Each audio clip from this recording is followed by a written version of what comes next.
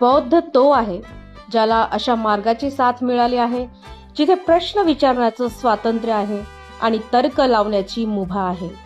बौद्ध तो आहे जो कोणासमोर झुकण्यापेक्षा स्वतःच्या विवेकासमोर उभा राहतो.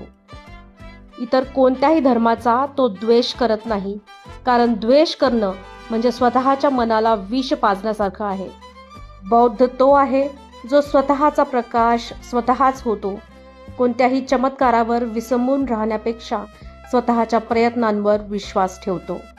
बौद्ध तो आहे जो जाणतो की सत्य हे कोणाची खाजगी मालमत्ता नाही. इतर धर्मातील चांगल्या गोष्टींचा आदर करणं हीच खरी बौद्ध संस्कृती आहे.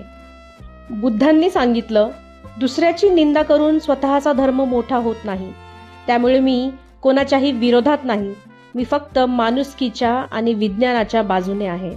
जेव्हा एक बौद्ध नमो बुद्धाय म्हणतो तेव्हा तो केवळ एका महापुरुषाला वंदन करत नाही, तर तो त्याच्या आतल्या जागृत भावनेला वंदन करतो. बौद्ध तो ज्याला कोणावरही विचार लादायचे नाहीत, त्याला फक्त प्रेमाचा, शांतीचा आणि समतेचा असा समाज घडवायचा आहे जिथे प्रत्येक जीव सुखाने श्वास घेऊ शकेल. बौद्ध